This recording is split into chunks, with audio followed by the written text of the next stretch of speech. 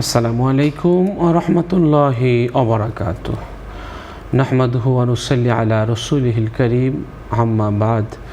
ফাআউযু বিল্লাহি মিনাশ শাইতানির রাজীম। বিসমিল্লাহির রহমানির রহিম। ইয়াওমা লা ইয়ানফা'ু মালুন ওয়া লা বানুন ইল্লা মান আতাল্লাহা বিকলবিন সালিম। সাদাকাল্লাহুল আযীম। ওয়া নাহনু আলা যালিকা মিনাশ শাহিদিন ওয়াশ শাকিরিন আলহামদুলিল্লাহি রব্বিল আলামিন। সুপ্রিয় দর্শক শ্রোতা, সকলকে হৃদ্রিক শুভেচ্ছা। আজ অতিথি হিসেবে আমরা আমন্ত্রণ জানিয়েছি একজন বিশিষ্ট ইসলামী চিন্তাবিদকে। আমাদের সাথে আজ আছেন বাইতুল্লাহ জামে মসজিদ ও মাদ্রাসা কমপ্লেক্সের সম্মানিত খতিব, বিশিষ্ট ইসলামী চিন্তাবিদ হাফেজ মাওলানা মুফতি সাইদুল ইসলাম বিক্রমপুরী। আসসালামু আলাইকুম ওয়া রাহমাতুল্লাহি ওয়া বারাকাতুহু। ওয়ালাইকুম আসসালাম ওয়া রাহমাতুল্লাহি ওয়া বারাকাতুহু। মোহতারাম, কেমন আছেন? আলহামদুলিল্লাহ, আপনি ভালো আছেন? আলহামদুলিল্লাহ। দর্শক, আমার তেলাওয়াতকৃত আয়াতে আল্লাহ বলেছেন যে তোমাদের ধনসম্পদ, সন্তান, সন্ততি এগুলো কোনোই কাজে আসবে না। পরিশুদ্ধ অন্তর নিয়ে যারা আমার কাছে আসবে তারাই সফল, তারাই সফল। আসলে আমাদের জীবনের এই ছোট্ট সফর পার করে আমরা অনেক বড় একটি সফরে রওনা দেব। সেই সফরের শুরু আছে, শেষ নেই। এই সফর অনেক লম্বা। এই সফরের সামানা অনেক কম, আমাদের কাছে সম্বল অনেক কম। এই সফরে আমাদের সফলতা লাভ করতে হলে আত্মসংশোধন করতে হবে। আর আমরা আজ যে বিষয়টি নিয়ে আলোচনা করব সেটি হলো আত্মসংশোধনের উপায়। প্রতিদিন আমরা রাতে ঘুমানোর আগে সারা জীবনের কাজ নিয়ে, সারা দিনের কাজ নিয়ে আমরা একটু ভাবতে পারি কোথায় ভুল হয়ে গেছে। আমরা তা চিহ্নিত করে অনুতপ্ত হতে পারি। নিজের কোনো ভুলের জন্য অতিরিক্ত অপরাধবোধে না ভুগে তা থেকে শিক্ষা নিয়ে আমরা সামনে এগিয়ে যেতে পারি। ভালো মানুষের সান্নিধ্যে আমরা থাকতে পারি এবং আমাদের আচরণ এবং চিন্তায় ইতিবাচক পরিবর্তন আমরা আনতে পারি। আল্লাহর কাছে নিজের ভুল ত্রুটির জন্য ক্ষমা প্রার্থনা করতে পারি এবং সঠিক পথে চলার যে শক্তি সেটা আল্লাহর কাছে কামনা করতে পারি। যে কোনো বদভ্যাস রাতারাতি দূর হয় না, তাই নিজের পরিবর্তনের প্রক্রিয়ায় ধৈর্য বজায় রাখতে হবে আমাদেরকে। আমরা জানি যে একজন প্রজ্ঞাবান এবং অভিজ্ঞ শায়েখের কাছে বসা, এমন একজন আলেম বা মুরব্বির কাছে থাকা যিনি আত্মার রোগ এবং ত্রুটি সম্পর্কে অভিজ্ঞ। আমরা যে ব্যক্তি নিজের দোষ ত্রুটি জানতে চায় তার জন্য আমাদের যে উপায়গুলো আছে তার মধ্যে একটি হলো প্রজ্ঞাবান শায়েখের কাছে আমাদের বসতে হবে। তিনি আমাদের দোষগুলো চিনিয়ে দেবেন এবং সেগুলো চিকিৎসার পথ দেখাবেন। বর্তমান যুগে এমন মানুষ খুব কমই রয়েছে, তাই যে ব্যক্তি এমন একজন শিক্ষক পেয়ে যায় সেজন্য একজন দক্ষ চিকিৎসক পেয়ে গেল, তার উচিত হবে তাকে না ছেড়ে দেওয়া এবং তার সাথে লেগে থাকা। আমরা দ্বিতীয় যে কাজটি করতে পারি সেটা হলো সত্যবাদী দিনদার বন্ধুকে নিজের সমালোচক বানাতে পারি। এমন একজন আন্তরিক, বিচক্ষণ, ধার্মিক বন্ধুকে আমরা নির্বাচন করতে পারি যিনি নিজের ত্রুটি এবং নিজের ভুল ত্রুটি সততার সঙ্গে আমাদেরকে জানিয়ে দেবেন। শত্রুর কথার মাধ্যমেও নিজের দোষ জানা। অনেক সময় শত্রু এমন কিছু ত্রুটি প্রকাশ করে যা বন্ধু লুকিয়ে রাখে। মানুষের সঙ্গে মিশে শিক্ষা গ্রহণ করা। মানুষের মধ্যে যে আচরণগুলো নিন্দনীয় বা খারাপ বলে মনে হয় সেগুলো নিজের মধ্যে না আনতে দেওয়া। অন্যের ভুল দেখে শিক্ষা নেওয়াও আত্মসংস্কারের একটি গুরুত্বপূর্ণ উপায়। আমরা আত্মসংস্করণে বা আত্মসংশোধনের জন্য আমরা অন্তরের যে সংশোধন সেটা আমরা করব। প্রথম, হৃদয়কে শুদ্ধ করতে রাসূল সাল্লাল্লাহু আলাইহি ওয়াসাল্লাম বলেছেন, জেনে রেখো শরীরের একটি মাংসপিণ্ড আছে, যদি তা ভালো হয় তবে সমগ্র শরীর ভালো হয়, আর তা যদি নষ্ট হয়ে যায় তবে সমগ্র শরীর নষ্ট হয়। জেনে রেখো। সহিহ বুখারী শরীফ। এজন্য আমাদের চরিত্র এবং আচরণের সংশোধন আনতে হবে। আমাদের সমাজের ইতিবাচক ভূমিকা রাখার জন্য নিজেকে প্রস্তুত করতে হবে। এরপর আমাদের গুনাহের সবচেয়ে যে শাস্তি আছে বড় বড়, এগুলো সম্পর্কে আমাদের জানতে হবে। তাহলে দেখা যাবে যে আমরা আত্মসংশোধন করতে আমাদের জন্য সহজ হবে। চলুন বিষয়টি নিয়ে আলোচনা শুনছি প্রিয় অতিথির কাছ থেকে। জি মোহতারাম। নাহমাদুহু ওয়া নুসাল্লি আলা রাসূলিহিল কারীম আম্মা বাদ ফাউযু বিল্লাহি মিনাশ শাইতানির রাজীম বিসমিল্লাহির রহমানির রহিম ওয়া ফাআলুল খায়রা লাআল্লাকুম তুফলিহুন ওয়া ক্বালা আন-নাবিয়্যু সাল্লাল্লাহু আলাইহি ওয়াসাল্লাম হাসিবু আনফুসাকুম ক্বাবলা আন তুহাসাবু ওয়াজিনু আনফুসাকুম ক্বাবলা আন তুজিনু আও কামা ক্বালা আলাইহিস সালাতু ওয়াস সালাম। নিউজ 24 কর্তৃক আয়োজিত আজকের আলোকিত প্রতিদিন অনুষ্ঠানের এই মুহূর্তে অত্যন্ত গুরুত্বপূর্ণ এবং চমৎকার একটি বিষয়কে, জীবন ঘনিষ্ঠ একটি বিষয়কে সামনে রেখে আলোচনা করার জন্য আল্লাহ আমাকে কবুল করেছেন, এজন্য কৃতজ্ঞতা জ্ঞাপন করছি আলহামদুলিল্লাহ। যারা এত সুন্দর আয়োজন করেছেন, আল্লাহ পাক এই আয়োজনকে কাল কিয়ামতের ময়দানে তাদের সকলের জন্য নাজাতের জরিয়া হিসেবে আল্লাহ কবুল করেন, আমিন।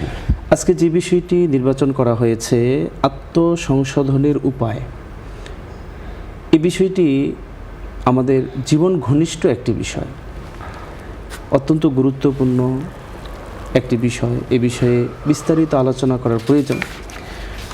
আমরা জানি এই পৃথিবী থেকে আমাদেরকে আমাদের জীবনের সকল সমস্যার সমাধান করে, সংশোধন করে, নিজেকে পবিত্র করে আল্লাহর সান্নিধ্যে যেতে হবে, আল্লাহর নৈকট্য অর্জন করতে হবে।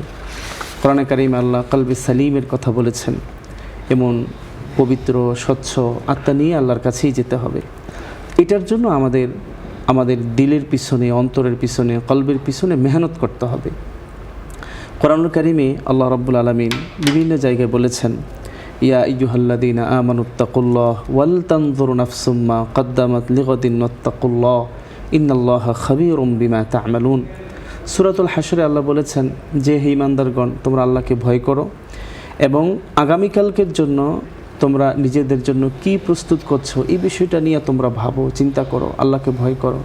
কারণ আল্লাহ পাক তুমি দুনিয়ার জীবনে যা কিছু করো তোমার কর্ম সম্পর্কে আল্লাহ সব জানেন। হাদিসে মুবারাকে রাসূল আকরাম সাল্লাল্লাহু আলাইহি সাল্লাম বলেছেন যে তোমার কাছ থেকে হিসাব চাওয়ার পূর্বে হাসিবু আনফুসাকুম, তুমি তোমার হিসাবটাকে গ্রহণ করো। আত্মসমালোচনা, আত্মসংস্কার, আত্মসংশোধন এটা অপরিহার্য এবং এই বিষয়টা একদিনের জন্য নয়, একটা মুহূর্তের জন্য নয়, একটা সেমিনারের জন্য নয়, বরং আমি দুনিয়ার জীবনে যতদিন আছি ততদিন আমার নিজের কর্ম, নিজের কথা, নিজের আচরণ, নিজের মুআমালা সকল বিষয় সম্পর্কে আমার আত্মসমালোচনা এবং আত্মসংশোধন, আত্মসংস্কার এটা অপরিহার্য একটা বিষয়। আমি যদি আমার নিজের কাজের সমালোচনা নিজে করতে পারি এবং এটাকে সংস্কার নিয়ে আসতে পারি এবং এটাকে সংশোধন করে নিতে পারি, তাহলে আমার সকল ক্ষেত্রে, দুনিয়ার সকল কাজে, দুনিয়াবী কাজে, পরকালের কাজে আমার জন্য দুনিয়ায় চলা এবং পরকাল আমাদের জন্য সহজ হয়ে যাবে। আমরা সব সময় যেটা করি, অন্যের দোষ ত্রুটি নিয়ে আমরা সব সময় ব্যস্ত থাকি, কিন্তু যখন আমি একটা আঙ্গুল উঠিয়ে একজনের দোষের দিকে আমি আঙ্গুল উঠাই, বাকি আরও যে 4টা আঙ্গুল আছে এই আঙ্গুলটা আমার দিকে আছে, যে আমার নিজের ভিতরে দোষ ত্রুটির অভাব নেই। অথচ হাদিসে রাসূল আকরাম সাল্লাল্লাহু আলাইহি সাল্লাম বলেছেন, মান সাতারা মুসলিমান সাতারাল্লাহু লাহু সাবঈনা ইয়াউমাল কিয়ামা। আমরা নিজের দোষটা দেখি না, সব সময় অন্যের দোষ খুঁজে বেড়াই এবং সেটাকে প্রকাশ করে তাকে লাঞ্ছিত, অপমানিত করতে চাই। অথচ রাসূল বলে গেছেন, কোনো মুমিন যদি কোনো মুমিনের একটা দোষ গোপন করে, তাহলে আল্লাহ পাক কিয়ামতের দিন তার 70টা দোষকে গোপন রাখবেন। কত দামি কথা রাসূল বলছেন। এজন্য আমরা যদি সব সময় আমার নিজের বিবেকের আয়নায়, আমার ঈমান আমলের আয়নায় আমি যদি সবসময় আমার নিজেকে নিয়ে ভাবি আর নিজের ভুলগুলো সংশোধন করে যেতে পারি, আমার ঈমানে কী সমস্যা, আমার আমলে কী সমস্যা, আমার নামাজে কী সমস্যা, আমার মুআমালাত মুআশারাতে কী সমস্যা, আমি ব্যক্তি হিসাবে আমার মাথা থেকে পা পর্যন্ত সমস্ত অঙ্গ প্রত্যঙ্গের আচরণগুলো ইসলাম মোতাবেক হচ্ছে কিনা, ইসলামের দৃষ্টিতে আমি সেভাবে ব্যবহার করতে পারছি কিনা, সব বিষয় নিয়ে যদি আমি আত্মসমালোচনায় থাকি, তাহলে রাসূল আকরাম সাল্লাল্লাহু আলাইহি সাল্লাম কত চমৎকারভাবে ওই ব্যক্তির জন্য প্রশংসা করেছেন। আল কাইয়িসু মান দানা নাফসা ওয়া আমিলা লিমা বা'দাল মাউত ওয়াল আজিজু মান আতবা হাওয়াহু ওয়া তামান্না আলাল্লাহিল আমানি। এই ব্যক্তি সফল হয়ে যাবে যে নিজের হিসাবটা নিজে নিতে পারে। এগুলো দুনিয়াতে সবচেয়ে বড় বুদ্ধিমান। আর বোকা তো সেই ব্যক্তি যে নিজেকে বাদ দিয়ে অন্যের সমালোচনা, অন্যের দোষ, অন্যের হিসাব নিয়ে সারাদিন ব্যস্ত থাকে, অন্যের দোষ নিয়ে ব্যস্ত থাকে, অন্যকে সংশোধন করার জন্য ব্যস্ত থাকে, অথচ নিজের সংশোধনের কোনো খবর নাই। এই জন্য আল্লাহ রাব্বুল আলামিন কোরআনুল কারীমে সফল হওয়ার ব্যাপারে যে আয়াতে কারিমা নাজিল করেছেন যে ওয়াফআলুল খায়রা লাআল্লাকুম তুফলিহুন, তুমি ভালো কাজ করো, ভালো কাজে নিজেকে ব্যস্ত রাখো, তাহলে আল্লাহ পাক তোমাকে সফল করে দিবেন। তা আমি নিজেকে যদি ভালো বানাইতে চাই তাহলে আমার আত্মসংশোধন দরকার। যদি নিজে পারি তা আলহামদুলিল্লাহ অনেক ভালো, নিজের ভুল নিজে সংশোধন করে নিতে পারা সবচেয়ে ভালো একটা গুণ। যদি আমরা নিজে না পারি তাহলে কারো মাধ্যমে, কোনো আলেম, প্রাজ্ঞ আলেম, পীর মাশায়েখ যারা আছেন, যারা মানুষের দিলের পিছনে, আত্মার পিছনে, তাজকিয়া লাইনে যারা মেহনত করেন, যাকে ভালো মনে হয়, আহলে হক যারা আছেন, যাদের সাথে আল্লাহ পাকের সুগভীর সম্পর্ক আছে, তাদের সান্নিধ্যে থেকে নিজের আত্মাকে যদি পরিশুদ্ধ করে নেওয়া যায়, নিজের আত্মাটাকে যদি কলবে সালিম কোরআনের পরিবেশে বানানো যায়, তাহলে এটা আমাদের জন্য দুনিয়ার জীবনে সবচেয়ে বড় সফলতা হবে। আমাদের দিলের রাসূল আকরাম সাল্লাল্লাহু আলাইহি সাল্লাম সাহাবীদেরকে এরকম লাঠি নিয়ে বালুর মধ্যে একে একে বুখারী শরীফের হাদিসের বর্ণনা এসেছে, একে একে দেখিয়েছেন। যখন আমরা একটা অন্যায় কাজ করি, দুনিয়াতে একটা গুনাহের কাজ করি, আমাদের দিলের ভিতরে একটা কালো দাগ পড়ে যায়। যখন আবার আরেকটা করি, আরেকটা কালো দাগ পড়ে যায়। এবার যখন আরেকটা করি, আরেকটা কালো দাগ পড়ে যায়। কালো দাগ পড়তে পড়তে সাদা, শুভ্র, নরম, সফট ওই দিলটা এক সময় কালো কুচকুচে অন্ধকার হয়ে পাথরের চাইতে শক্ত হয়ে যায়। তখন আমার কাছে ভালো কাজ আর ভালো লাগে না, ভালো কোনো জিনিস ভালো লাগে না, ভালো আচরণ ভালো লাগে না, কারো ভালো কোনো কাজ দেখতে ভালো লাগে না। আমার পুরা ভিতরটা যখন নষ্ট হয়ে যায়, কেমন যেন পুরা দেহটাই নষ্ট হয়ে গেছে। রাসূল আকরাম সাল্লাল্লাহু আলাইহি ওয়াসাল্লাম আমাদেরকে কেমন যেন চোখে আঙ্গুল দিয়ে ডেকে ডেকে বলতেছিলেন, আলা ইন্না ফিল জাসাদি মুদগা, এই শোনো, তোমার এই দেহের ভিতরে একটা গোস্তের টুকরা আছে। কাইফা ইদা সালাহাত সালাহাত সালাহাল জাসাদু কুল্লুহু, যখন ওই টুকরাটা ঠিক হয়ে যাবে তো তোমার এই পুরা দেহটা, পূর্ণাঙ্গ দেহটা তোমার ঠিক হয়ে যাবে। আর ওইদা ফাসাদাত ফাসাদাল জাসাদু কুল্লুহু, আর যখন তোমার ওই গোস্তের টুকরাটা নষ্ট হয়ে যাবে তখন তোমার পুরা দেহটা নষ্ট হবে। সাহাবীদেরকে ডেকে বলতেছিলেন, শোনো, আলা ওয়াহিয়াল কলব, জানো ওই গোস্তের টুকরাটা কি? সেটা হলো তোমার কলব। তো এই কলবটা, আমার অন্তর যদি ঠিক হয়ে যায়, অন্তরের পিছনে যদি আমি মেহনত করতে পারি, অন্তরটাকে যদি আমি পবিত্র রাখতে পারি। আমরা তো দুনিয়ার জীবনে, সমাজ জীবনে আমার জামা কাপড় পরিষ্কার পরিচ্ছন্ন রাখার জন্য আমরা কত কিছু উপায় মাধ্যম ব্যবহার করি। আমার দেহটাকে পবিত্র রাখার জন্য আমার চামড়ায় যেন কোনো ময়লা না থাকে, আমার চামড়ার ভিতরে যেন কোনো ময়লা না লাগে, এটার জন্য আমরা কত সতর্ক থাকি। কিন্তু আমার দিল, আমার এই আত্মাটাও যে অপবিত্র হয়ে যায় এবং সেটার ভিতরে যে নাপাকি লাগে, এটা নিয়ে আমরা এতটা সচেতন বা এতটা সিরিয়াস না। আত্মা কিভাবে অপবিত্র হয়, কিভাবে আত্মা নষ্ট হয়ে যায়? ওই দুনিয়ার জীবনে আমরা যদি হারাম খাদ্য গ্রহণ করি, হারাম উপার্জন করি, এটার মাধ্যমে আমার দিল মরে যাবে, নষ্ট হয়ে যাবে। আমি যদি গুনাহের কাজে জেনে বুঝে শুনে আমি যদি গুনাহের কাজে লিপ্ত হয়ে আল্লাহর কাছে তওবা না করি, অনুতপ্ত আর লজ্জিত না হই, ফিরে না আসি, আমার এই ভিতরের দিলটা নষ্ট হয়ে যাবে। আর যখন বান্দা এগুলো বুঝতে পেরে নিজেকে আত্মসংশোধন করার জন্য যে আমি তো দুনিয়ার জীবনে আল্লাহ কী জন্য পাঠিয়েছেন আর আমি কি করেছি, নিজেকে যদি অপমান বোধ নিয়ে, লাঞ্ছিত হয়ে, হেয় প্রতিপন্ন করে আল্লাহর কাছে মুখাপেক্ষী হয়, আল্লাহর দিকে ধন্না দেয়, আল্লাহ পাক তার দিলটাকে আবার গুনাহগুলো মুক্ত করে দিয়ে দিলটাকে পবিত্র করে দিবেন। আজকে আমরা দেখা যায় নামাজে দাঁড়াইলে নামাজে মজা পাই না, সিয়াম পালন করলে সিয়ামে মজা পাই না, ওমরা হজে গেলে আমরা সেখানে মজা পাই না। সব জায়গায় আমাদের ভিতরে কেমন যেন একটা অস্থিরতা, তাড়াহুড়া কাজ করে। কেন? কারণ আমি তো আমার দিলটাকে ওইভাবে সংশোধন করে নিয়ে আসতে পারি নাই। ইবাদতের স্বাদ, হালাওয়াতুল ঈমান, ঈমানের স্বাদ, হালাওয়াতুস সলিহাত, হাসানাত, আমালে সলেহা, আমালে হাসানার যে স্বাদগুলো, এটা আমার দিল পাচ্ছে না। কেন পাচ্ছে না? এটাকে সংশোধন আমাদের করতে হবে। এটার জন্য দিলের চিকিৎসক যারা, আমাদের দেহের জন্য যেমন চিকিৎসক আছে, আমরা এখানে কোনো ব্যথা পাইলে বা ভেঙে গেলে অথবা কোনো বিষ ফোড়া হলে অথবা কোনো কেটে গেলে আমরা দৌড়িয়ে হসপিটালে ডাক্তারের কাছে চলে যাই। তা ডাক্তাররা হলো আমাদের এই দেহের তারা চিকিৎসক, এটা নিয়ে তাদের গবেষণা। কিন্তু এই পৃথিবীতে আল্লাহ পাক এমন কিছু মানুষ পাঠিয়েছেন যারা মানুষের ভিতরের যে দিল, যেটা দেহের চেয়ে বেশি দাম, যেটার হিসাব আল্লাহ নেবেন, যেটাকে আল্লাহ শাস্তি দিবেন, ওই আত্মার কিছু চিকিৎসক আছে, ওই আত্মার কিছু রাহবার আছে, আত্মার কিছু এরকম প্রশিক্ষণপ্রাপ্ত লোক আছে যারা নিজেরা নিজের আত্মাদেরকে কীভাবে পরিশুদ্ধ করেছে। আমরা তাদের কাছে যেতে চাই না, আমরা তাদের পরামর্শ নিতে চাই না। আমাদেরকে শয়তান তাদের থেকে অনেক দূরে আমাদেরকে রেখেছে। তা আমরা যদি আত্মসংশোধন করতে চাই তাহলে আমাদের ভিতর থেকে আমাদের সে মেহনত করে নিয়ে আসতে হবে। রাসূল আকরাম সাল্লাল্লাহু আলাইহি সাল্লাম সাহাবীদেরকে এইভাবে একটা পরিবর্তন ঘটাইছিলেন। প্রত্যেকটা সাহাবী, হাদিসের কিতাবের ভিতরে এসেছে, সাহাবীদের ভিতরে রাসূল কিভাবে তাদের এই আত্মসংশোধনের এই পদ্ধতিগুলো কায়েম করেছেন। সাহাবী হযরত আবু বকর সিদ্দিক রাদিয়াল্লাহু তাআলা আনহুর সাথে এক সাহাবী সাক্ষাৎ হয়েছে। জিজ্ঞেস করছে কী ব্যাপার, তোমাকে অস্থির অস্থির মনে হচ্ছে কেন? কয় আমি তো মোনাফেক হয়ে গিয়েছি। তুমি কিভাবে মোনাফেক হয়ে গেলে? আমি তো রসুলের সামনে যখন থাকি তখন আমার দিলের ভিতরে এক অবস্থা, যখন আবার বাড়িতে আসি, বাজারে যাই, পরিবার পরিজনের সাথে থাকি, তখন দিলের অবস্থা আরেক রকম হয়ে যায়। তো আবু বকর সিদ্দিক রাদিয়াল্লাহু তাআলা আনহু শুনে বলেন, আমারও তো এই অবস্থা হয়। দৌড়ে রাসূল কারীম সাল্লাল্লাহু আলাইহি ওয়াসাল্লামের দরবারে চলে গেছেন, ইয়া রাসূলুল্লাহ, ইয়া হাবিবাল্লাহ, আমরা তো মুনাফিক হয়ে গেছি। কিভাবে তোমরা মুনাফিক হয়ে গেছো? আপনার সামনে যখন থাকি দিলের অবস্থা একরকম, আপনার সামনে থেকে যখন চলে যাই তখন দিলের অবস্থা হয়ে যায় একরকম। রাসূলুল্লাহ সাল্লাল্লাহু আলাইহি ওয়াসাল্লাম শুনে অবাক হয়ে গেলেন যে অথচ আল্লাহ পাক লা ইউকাল্লিফুল্লাহু নাফসান ইল্লা বুসআহা, তিনি মানুষের সাধ্যের বাহিরে যেই কাজ আছে ওইটার ব্যাপারে আল্লাহ তাআলা মানুষকে মুআখাজা করবেন না। আল্লাহ কোরআনে বলেছেন দিল আমাদের কন্ট্রোলের ভিতরে নাই, দিলকে আমরা ধইরা বাইন্দা জেল বন্দি করেও রাখতে পারবো না, ওটার ভিতরে সবসময় চিন্তা আসবেই। সাহাবীদের এতটুকু চিন্তা, এতে তারা পেরেশান হয়ে গেছিলেন। অথচ সাহাবীদের ওই যুগের হালতরা, ইয়ামি জাহেলিয়াতের যুগের হালতরা কেমন ছিল, ঠিক ওই কঠিন এক পরিবেশ পরিস্থিতিতে রাসূল কীভাবে মেহনত করেছেন। আবু বকর সিদ্দিক রাদিয়াল্লাহু তাআলা আনহুর আত্মসংশোধনের জীবনীটা যদি আমরা দেখি, তিনি নামাজে দাঁড়াইয়াও জান্নাত জাহান্নামের কথা শুনিয়েও এত কান্না করতেন না।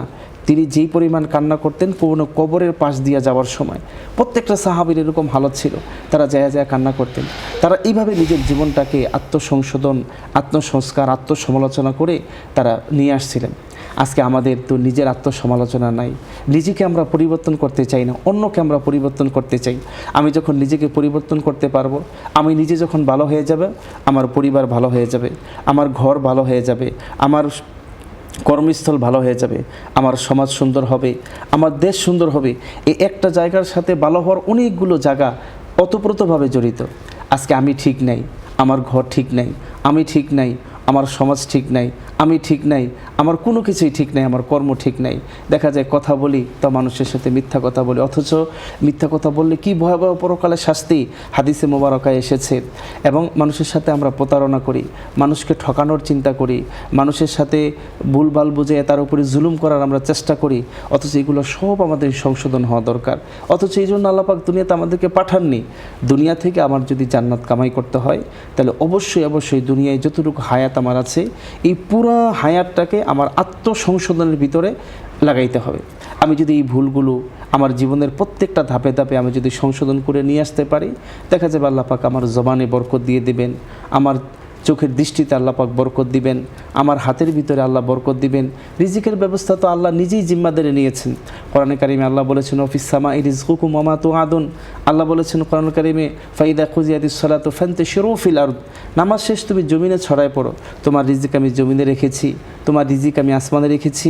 আমি আল্লাহ তোমার সাথে ওয়াদা দিচ্ছি, তুমি আমার হুকুম মানো, তুমি তোমার নিজেকে ঠিক করে নাও, আসমান থেকে তোমার জন্য রিজিকের ফয়সালা হবে।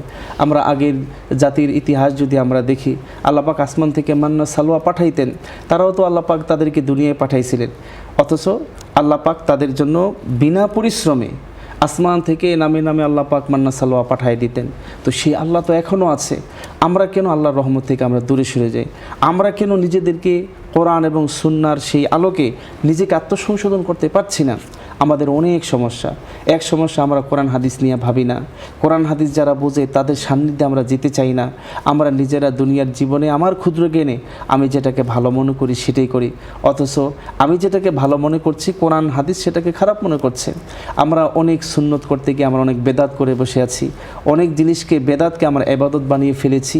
তো এই আমার পুরা জীবনের বিভিন্ন কোণে কোণে এমনভাবে আমি নিজেকে আত্মসংশোধন থেকে দূরে সরিয়ে দিয়েছি যে আমি খারাপ জিনিসটাকে ভালো মনে করে করে আল্লাহর সান্নিধ্য পাওয়ার চেষ্টা করছি, অথচ এটা আমার জীবনে একটা ভুল। আমি যদি দিনের ব্যাপারে জ্ঞান আমার যদি ওই পরিমাণ না থাকে, যারা জানে, কোরআনে কারিমে আল্লাহ আদেশ দিয়েছেন যে ফাসআলু আহলা যিকরি ইন কুনতুম লা তা'লামুন, যে তুমি যদি দিনের ব্যাপারে কোনো কিছু না জানো, যারা জানে তাদের কাছ থেকে জেনে জেনে তুমি আমল করো। কিন্তু না জেনে না বুঝে আমরা নিজেকে কখনোই আত্মসংশোধন নিয়ে আসতে পারবো না, আমরা নিজেকে সংস্কার করতে পারবো না। এটা আমাদের জন্য একটা মারাত্মক ভুল হয়ে যাবে। এই জন্য অবশ্যই মৃত্যুর আগে আমার নিজের হিসাবটা আমাকে গোছায় যেতে হবে। আমি আল্লাহর সামনে কী নিয়ে দাঁড়াবো, এই ভয়। কোরআনুল কারীমে সূরাতুন নাজিয়াতে আল্লাহ বলেছেন ও আম্মা মান খাফা মাকামা রাব্বিহি ওয়া নাহান নাফসা আনিল হাওয়া ফা ইন্নাল জান্নাতা হিয়াল মাওয়া। আল্লাহ পাক এখানে বলেছেন যে একদিন তো এমন আসবে যে আল্লাহর সামনে আমাদের সবাইকে দাঁড়াইতে হবে। আল্লাহর সামনে দাঁড়িয়ে দাঁড়িয়ে হিসাব দিতে হবে। এবং আমি আমার এই অনাহান নাফসা আনিল হাওয়া, আমি যদি আমার এই কুপ্রবৃত্তি, আমার নফসটাকে যদি আমি নিয়ন্ত্রণ করতে না পারি, আমি আল্লাহর সামনে দাঁড়িয়ে কী হিসাব দিব? আল্লাহ এখানে জান্নাত জাহান্নামের কথা বলছেন, যে যারা নিজের দুনিয়ার জীবনে তার কুপ্রবৃত্তি থেকে, তার নফসের তাড়না থেকে, নফসের এই বিভিন্ন মানে কর্মকাণ্ড থেকে যদি সে নিজেকে নিয়ন্ত্রণে রাখতে না পারে, তাহলে সে জান্নাত হারা হয়ে যাবে। কোরআনুল কারীমে আল্লাহ পাক নফসের ব্যাপারেও বলে দিয়েছেন যে নফস তো বিভিন্ন ক্যাটাগরির।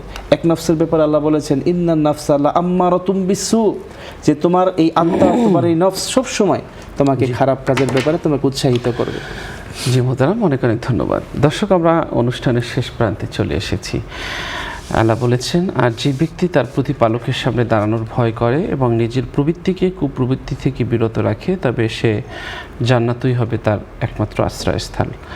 আল্লাহ বলেছেন, তোমরা সৎ কাজ করো যাতে তোমরা সফল হতে পারো।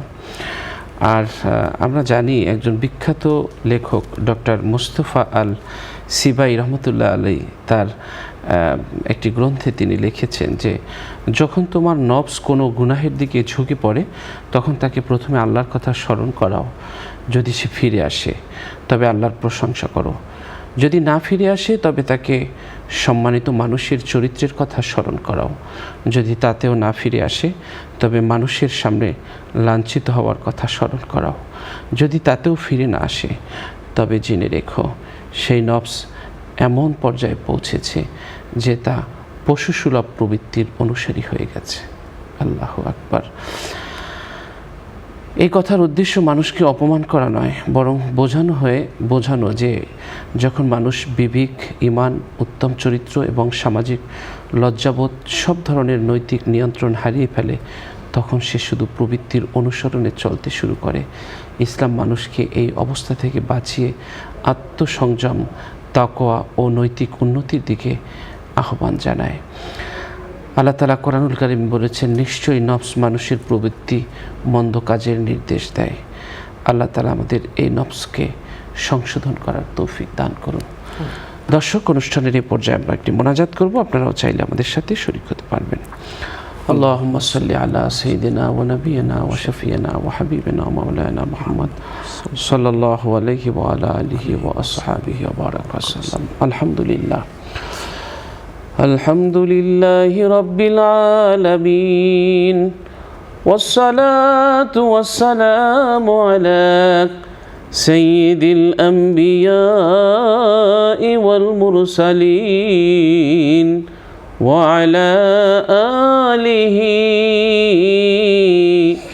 وأصحابه أجمعين. মিনগুয়াম কিতাআতাম বপেজিল কলমে আফু বরগুনাহাম কাশ बुजुर्गों की नहीं हमको जरूरत, गुलाम अपना बना मुझको खुदाया। रब्बुल आलामीन, আমরা জানি তোমার দরজা নিরাশার দরজা নয়, তোমার দরজা কখনো বন্ধ হয় না, তোমার দরজায় এসে কেউ নিরাশ হয় না। তুমি হাকিম, তুমি ক্ষমাকারী, তুমি সাহায্যকারী, তুমি অভিযোগ অনুমোদনকারী, তুমি মহাজ্ঞানী। তোমার কাছে হাত তুলেছি আল্লাহ, পাপের পাহাড় ঠেলে তোমার আপন হতে চাই। গুনার মহাসাগর থেকে তুলে, গুনার স্তূপ থেকে তুলে তোমার রহমতের কোলে একটু আশ্রয় দাও গো আল্লাহ, তোমার রহমতের ছায়ায় একটু আশ্রয় দাও। সন্তান যদি মাকে ভুলে যায়, মা সন্তানকে কখনো ভুলতে পারে না। তোমাকে আমরা ভুলে গেছি, তুমিও যদি ভুলে যাও গো আল্লাহ, আমাদের কি হবে অবস্থা? কার কাছে যাব, কোথায় যাব? আল্লাহ তাআলা তোমার কাছে ফরিয়াদ, জিন্দিগির সব গুনাহ খাতা তুমি মাফ করে দাও। আল্লাহ। সুবহানা রাব্বিকা রাব্বিল ইজ্জাতি আম্মা ইয়াসিফুন ওয়া সালামুন আলাল মুরসালিন ওয়ালহামদুলিল্লাহি রাব্বিল আলামিন। আমিন আমিন আমিন। দর্শক, দীর্ঘ সময় আমাদের সাথে যারা থেকেছেন সকলকে অনেক অনেক ধন্যবাদ। আগামীকাল ঠিক এই সময় এই অনুষ্ঠান দেখার আমন্ত্রণ রেখে আজ এখানেই বিদায় নিচ্ছি। আসসালামু আলাইকুম ওয়া রাহমাতুল্লাহি ওয়া বারাকাতুহু।